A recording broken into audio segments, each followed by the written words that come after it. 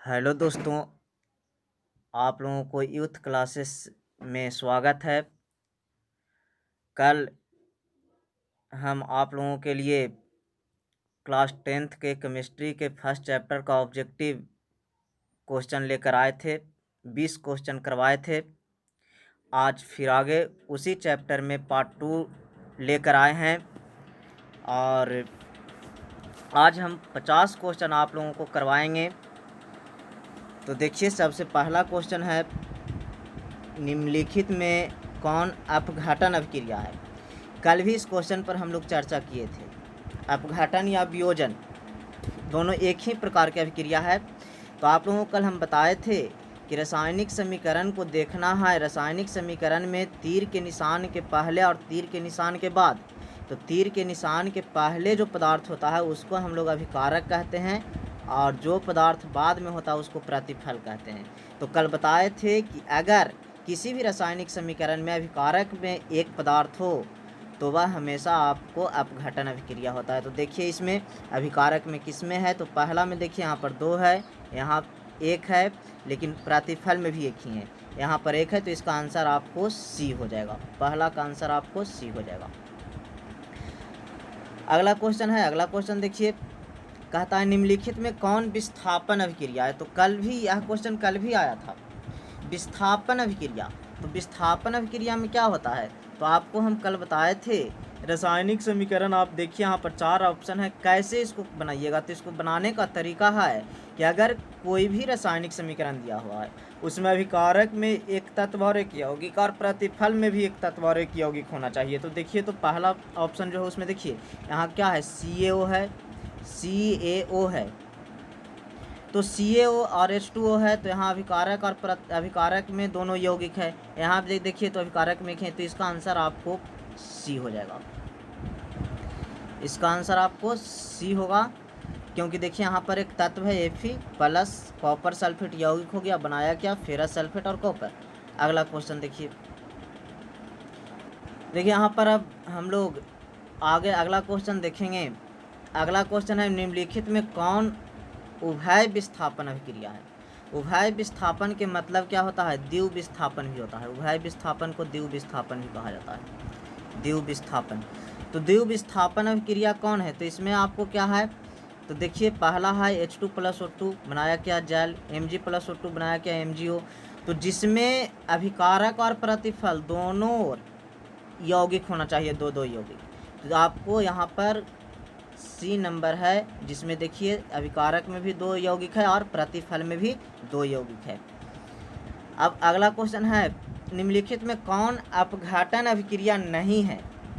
तो अपघटन अभिक्रिया नहीं है। अपघटन अभिक्रिया में हम लोग क्या जानते हैं कि अभिकारक में एक पदार्थ होना चाहिए। तो देखिए, पहला में अभिकारक में एक पदार्थ है, तो यह अपघटन अभिक्रिया है, ये तो आंसर नहीं होगा। इसमें देखिए, इसमें भी अभिकारक में एक पदार्थ है, तो ये भी आंसर नहीं होगा। यहाँ पर देखिए, शरीर में भोजन का पचना, जब शरीर में हम लोग भोजन करते हैं तो बस भोजन क्या होता है, अपघटित होता है, टूटता है। तो यह भी अपघटन अभिक्रिया का उदाहरण हो जाएगा, इसलिए आंसर आपका ये हो जाएगा। अगला है, निम्नलिखित में कौन कथन असत्य है। निम्नलिखित में कौन कथन असत्य है, असत्य को चुनना है। देखिए, पहला ऑप्शन है, किसी पदार्थ में ऑक्सीजन का योग ऑक्सीकरण कहलाता है। हाँ, बिल्कुल सही है, ये सत्य है, क्योंकि किसी पदार्थ में ऑक्सीजन का योग जब होता है तो वो ऑक्सीकरण कहलाता है। दूसरा देखिए, किसी पदार्थ में हाइड्रोजन का वियोग अपकरण होता है, तो ये भी सही है। हाँ, किसी पदार्थ में जब हाइड्रोजन का योग होगा, हाइड्रोजन जुटेगा तो वो अपकरण होगा। ऑक्सीकारक पदार्थ ऑक्सीकृत हो जाता है, ये आपको असत्य है, ये आपका आंसर हो जाएगा। ठीक है, क्यों, ऑक्सीकारक पदार्थ ऑक्सीकृत नहीं होगा, ऑक्सीकारक होगा तो यहाँ पर आपको अपकृत होगा। यहाँ अगर ऑक्सीकारक है तो यहाँ क्या होगा, अपकृत होगा, तो आंसर आपको ग हो जाएगा। अगला क्वेश्चन है, निम्न अभिक्रिया ZnO+CO बनाता है क्या। ZnO को हम लोग जिंक ऑक्साइड कहते हैं। ये जो आपको होता है जिंक ऑक्साइड होता है, जिंक ऑक्साइड इसको कहते हैं, ZnO को जिंक ऑक्साइड है। ये CO कार्बन मोनोऑक्साइड गैस है, ये दोनों आपस में क्रिया करके जिंक का कार्बन डाइऑक्साइड बनाता है। तो संबंध में कौन कथन सही है। अब सही इसमें से चुनना है। देखिए, पहला है जेडेनओ का ऑक्सीकरण होता है। तो हम लोग जानते हैं ऑक्सीकरण का मतलब क्या होता है, तो ऑक्सीजन का संयोग, ऑक्सीकरण का मतलब ऑक्सीजन का संयोग। तो जेडेनओ में देखिए इधर जेडेनओ है, यहाँ जेडेन सिर्फ है, तो यहाँ ऑक्सीजन का संयोग हो रहा है, नहीं यहाँ पर तो ऑक्सीजन का वियोग हो रहा है, तो ये मेरा सही नहीं होगा, ये गलत है। ठीक है, उसके बाद देखिए खैर आगे कहता है CO2 ऑक्सीकृत हो रहा है, तो CO2 ऑक्सीकृत नहीं हो रहा है, ये भी हमारा गलत है। ग में है CO का अवकरण होता है, यानी कार्बन मोनोऑक्साइड का अवकरण होता है, तो अवकरण में क्या होता है, ऑक्सीजन का आपको वियोग होता है, तो ये भी आपका आंसर नहीं होगा। जेडेनओ का अवकरण हो रहा होता है, तो यहाँ देखिए ZNO है, तो अवकरण के मतलब क्या, ऑक्सीजन का वियोग, तो ZNO से यहाँ पर जिंक बन रहा है, यानी ऑक्सीजन यहाँ से हट रहा है, तो आंसर आपका ये हो जाएगा।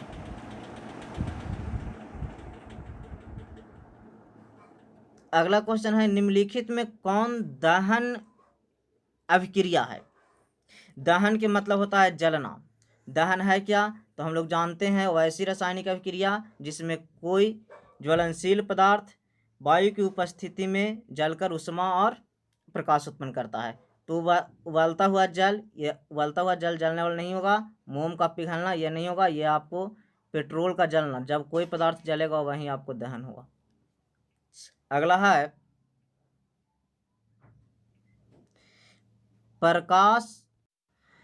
प्रकाश रासायनिक अभिक्रिया में, प्रकाश रासायनिक अभिक्रिया, प्रकाश रासायनिक अभिक्रिया क्या है, तो कहता है प्रकाश रासायनिक अभिक्रिया होता है वैसी रासायनिक अभिक्रिया जिसमें कोई अभिक्रिया जो होता है प्रकाश की उपस्थिति में घटित होता है, उस अभिक्रिया को प्रकाश रासायनिक अभिक्रिया कहा जाता है। यानी बिना प्रकाश में नहीं अभिक्रिया होगा उसको हम लोग प्रकाश रासायनिक अभिक्रिया नहीं कहेंगे।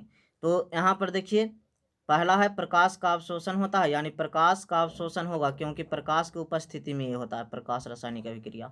प्रकाश का उत्सर्जन नहीं, प्रकाश रासायनिक में नहीं होगा, तो आपका आंसर क्या हो जाएगा। अभिक्रिया PbO+C है, यानी लेड ऑक्साइड है प्लस कार्बन है PbCO2 में। अब यहाँ पर कहता है पहला क्वेश्चन POB ऑक्सीकृत हो जाता है। ऑक्सीकृत के मतलब क्या, ऑक्सीजन का संयोग, लेकिन यहाँ ऑक्सीजन का वियोग हो रहा है, तो आंसर ये नहीं होगा। कार्बन का अवकरण होता है, अवकरण के मतलब क्या होता है, ऑक्सीजन का वियोग होता है और हाइड्रोजन का संयोग होता है। तो यहाँ पर देखिए ऑक्सीजन जुट रहा है कार्बन में CO2 में, तो ये नहीं होगा। अगला है PbO का अवकरण होता है, हाँ देखिए यहाँ पर PbO है, PbO से Pb यहाँ क्या हो गया, Pb यहाँ वो है, यहाँ Pb सिर्फ है, तो ऑक्सीजन का ह्रास हुआ, तो आंसर आपका ग हो जाएगा। अगला क्वेश्चन है रेडॉक्स अभिक्रिया में, तो हम लोग जानते हैं रेडॉक्स अभिक्रिया क्या होता है, वैसी रासायनिक अभिक्रिया जिसमें ऑक्सीकरण और अवकरण दोनों क्रियाएं साथ साथ होती है। तो देखिए सिर्फ ऑक्सीकरण होता है नहीं, क्योंकि दोनों क्रिया होगा, सिर्फ अवकरण होता है नहीं, यहाँ पर देखिए ये हो जाएगा क्योंकि ऑक्सीकरण अवकरण दोनों साथ साथ होता है रेडॉक्स अभिक्रिया में। जिस न्यूनतम ताप पर कोई पदार्थ जलना प्रारंभ करता है उसे क्या क्या कहते हैं, तो वो हमेशा आपको ज्वलन ताप होगा। अगला क्वेश्चन है अभिक्रिया Ki+Cl2 KCl+I2 से पता चलता है, यानी पोटेशियम आयोडाइड जब क्लोरीन से अभिक्रिया करता है तो पोटेशियम क्लोराइड बनता है, आयोडीन बनता है, से पता चलता है। आयोडीन एक क्रियाशील पदार्थ है, आयोडीन की तुलना में Cl2 अधिक क्रियाशील है। तो हमेशा देखिए जो इसमें क्या होगा ना, जो यौगिक है उस यौगिक में जो तत्व है वह हमेशा अधिक क्रियाशील होता है जो अभिक्रिया करता है उससे, आंसर आपको ख हो जाएगा। अगला क्वेश्चन है द्रवित सोडियम क्लोराइड का वैद्युत अपघटन करने पर, द्रवित सोडियम क्लोराइड NaCl होता है, तो इसका वैद्युत अपघटन करने पर, तो वैद्युत अपघटन करने पर क्या होता है, आपको पता होगा कि वैद्युत अपघटन क्रिया के लिए एक एनोड का क्षण होता है वैद्युत अपघटन में और एक कैथोड होता है।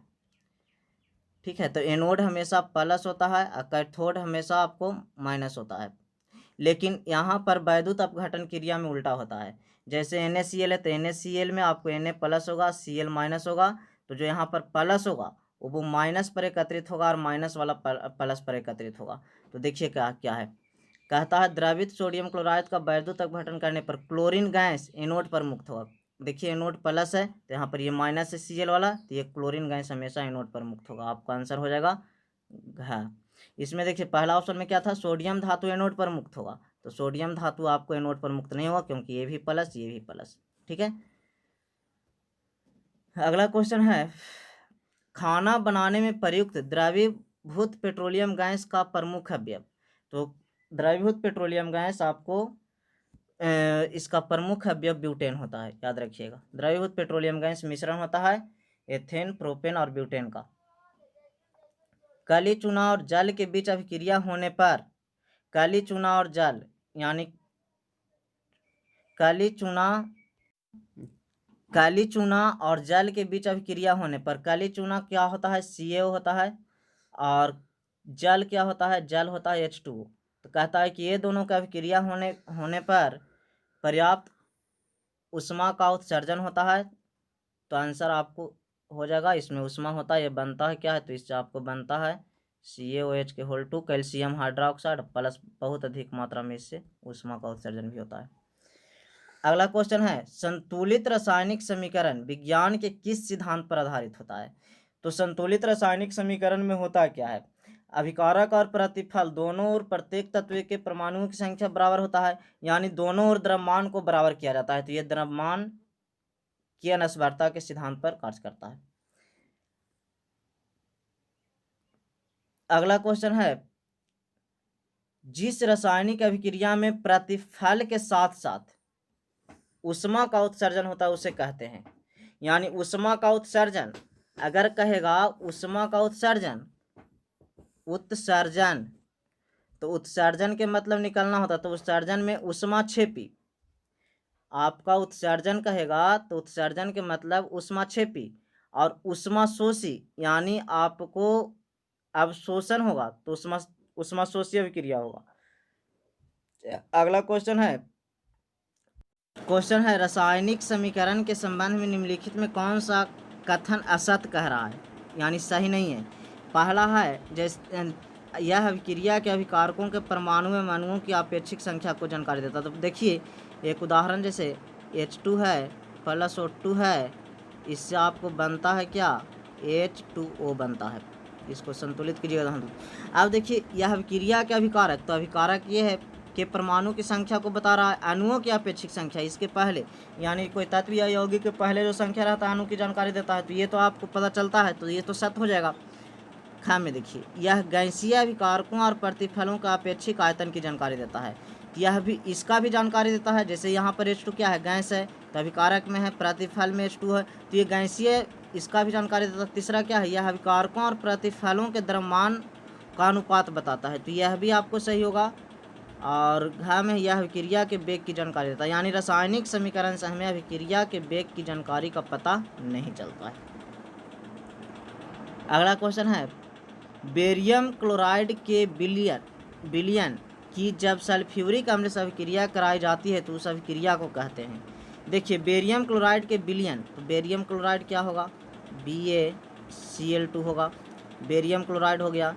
विलयन की जब सल्फ्यूरिक अम्ल क्या होगा, H2SO4 होगा। तो ये दोनों का अभिक्रिया से कहता है क्या अभिक्रिया कराई जाती है तो उस अभिक्रिया को कहते हैं। तब यहाँ देखिए क्या बनेगा, तो यहाँ बेरियम क्या है प्लस, Cl क्या है माइनस, यहाँ H क्या है प्लस, यहाँ क्या है ये माइनस।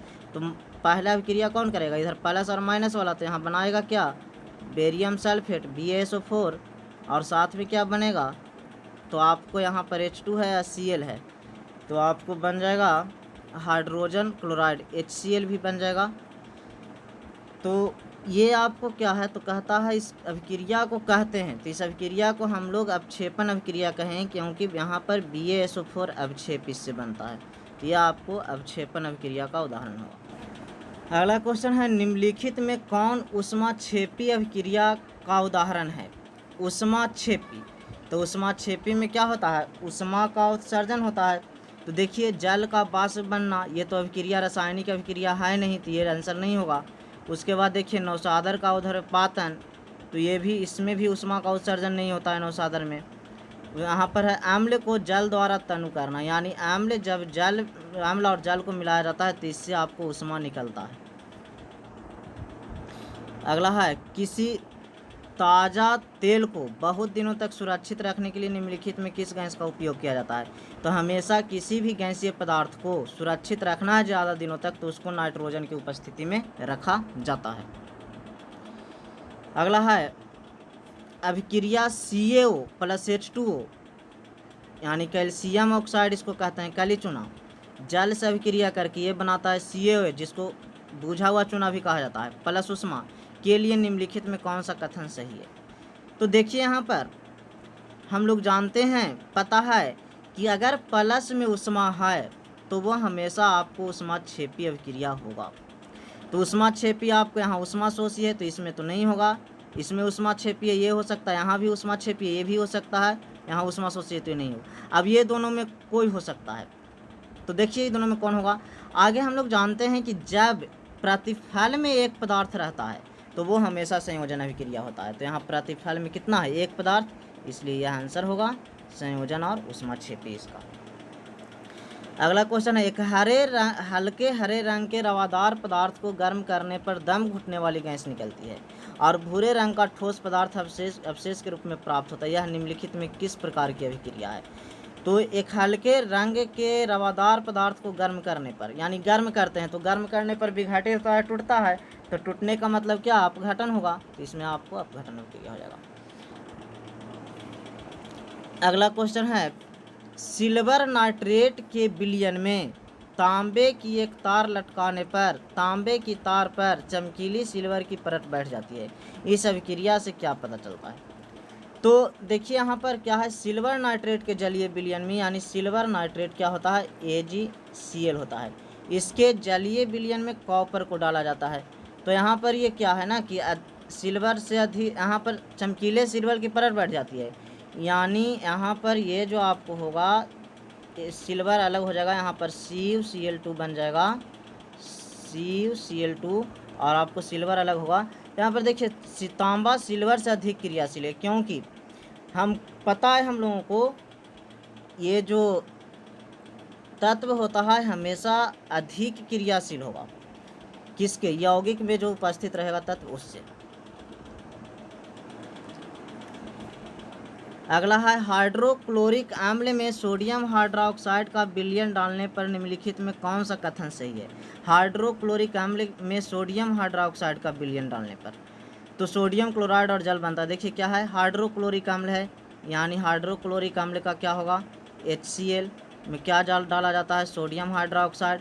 अब यहाँ देखिए क्या हो गया, ये अम्ल हो गया, ये भस्म हो गया, क्रिया करता है तो क्या बनाता है, NaCl बनेगा प्लस H2O बनेगा। तो यहाँ देखिए अब जिसमें आपको NaCl H2O होगा, सोडियम क्लोराइड के मतलब क्या, NaCl, और जल के मतलब H2O, आंसर आपका हो जाएगा। अगला है, लोहे के बुरादों पर हाइड्रोक्लोरिक अम्ल डालने पर निम्नलिखित में क्या होता है। तो लोहा के बुरादा हाइड्रोक्लोरिक अम्ल डालेंगे तो हम लोग जानते हैं कि जब धातु जो होता है, जैसे लोहा है, इस पर हाइड्रोक्लोरिक अम्ल डाला जाएगा तो धातु अम्ल से अभिक्रिया करता है तो हमेशा हाइड्रोजन गैस मुक्त करता है। तो इसमें देखिए कि इसमें सब में हाइड्रोजन गैस है। अब तो यहाँ पर हाइड्रोजन गैस के साथ साथ लवण बनता है तो FeCl से अभिक्रिया करके क्या बनाएगा, FeCl2 बनाएगा, तो फेरस क्लोराइड बनेगा, फेरस क्लोराइड, और हाइड्रोजन गैस मुक्त होगा। अगला क्वेश्चन है, एक प्रखनली में थोड़ा बेरियम हाइड्रोक्साइड लेकर उसमें थोड़ा अमोनियम क्लोराइड डाला गया, मिश्रण को कांच की छड़ से चलाया गया, इस अभिक्रिया के लिए निम्नलिखित में कौन सा कथन सही है। तो प्रखनली को स्पर्श करने पर गर्मी महसूस होगा, नहीं, क्योंकि देखिए यहाँ पर क्या है, बेरियम हाइड्रोक्साइड है और अमोनियम क्लोराइड, ये दोनों को जब आपस में मिलाइएगा तो इससे कोई उष्माक्षेपी अभिक्रिया नहीं होता, इससे उष्मा का उत्सर्जन नहीं होता है। प्रखनली को स्पर्श करने पर ठंडक महसूस होगा, हाँ ये आपको सही होगा। मिश्रण का रंग में कोई परिवर्तन नहीं होता है। अगला है, भाखरा चूना। भाखरा चूना के जलीय विलयन से दीवारों पर पुताई करने पर दीवार की चमक बढ़ जाती है। भाखरा चूना या बुझा हुआ चूना, तो भाखरा चूना आपको बढ़ जाती है, निम्नलिखित में किस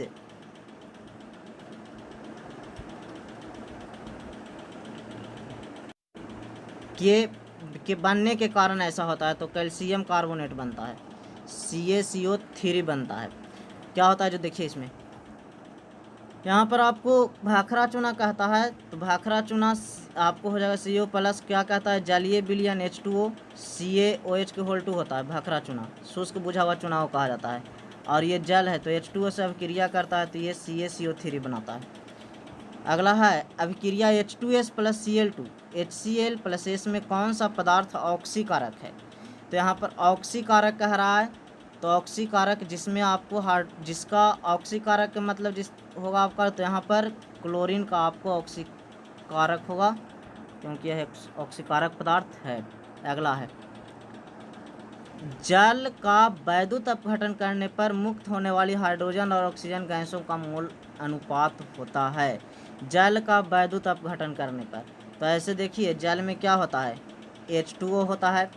तो आप लोगों को हमेशा ध्यान रखना है कि जो इसका सूत्र होता है उसमें इसका जो परमाणु है उसी के परमाणु का अनुपात ये होगा, 2:1 हो जाएगा। आंसर आपको क्या हो जाएगा। अगला है निम्नलिखित अभिक्रियाओं में कौन संश्लेषण अभिक्रिया है। संश्लेषण के मतलब क्या बताए थे, संश्लेषण का मतलब संयोजन भी बताए थे। तो देखिए कौन इसमें संयोजन है आप लोग बताइए। क्वेश्चन है Zn प्लस H2SO4 ZnSO4 संयोजन के लिए क्या करना है, अभिकारक में न देखना है। तो जिसमें अभिकारक में एक पदार्थ रहेगा वही तो होगा इसमें, जिसमें प्रति शुरू से हाँ चल आपको बोल शुरू से ना तू बोलो ना, जिसमें एक प्रतिफल हो, यहाँ से तू बोला। हाँ, वैसा रासायनिक अभिक्रिया जिसमें एक प्रतिफल होता है वह संयोजन अभिक्रिया होता है। तो देखिए इसमें क्या है, प्रतिफल 2 गो है, ये नहीं होगा। इसमें प्रतिफल 2 गो है, ये नहीं होगा। इसमें भी प्रतिफल 2 गो है, नहीं होगा। तो यहाँ पर देखिए आंसर आपको ये हो जाएगा, यानी संयोजन अभिक्रिया में प्रतिफल 1 होता है।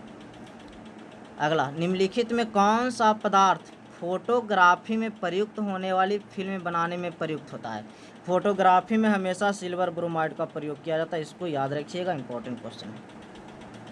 अगला है सिल्वर क्लोराइड को गाढ़े भूरे रंग के बोतल में रखा जाता है क्योंकि हम लोग जानते हैं कि सिल्वर क्लोराइड सूर्य के प्रकाश पड़ने पर यह विघटित हो जाता है, यानी सनलाइट में, इसलिए इसको हमेशा रखा जाता है बंद बोतल में रखा जाता है, भूरे रंग के बोतल में रखा जाता है बंद करके।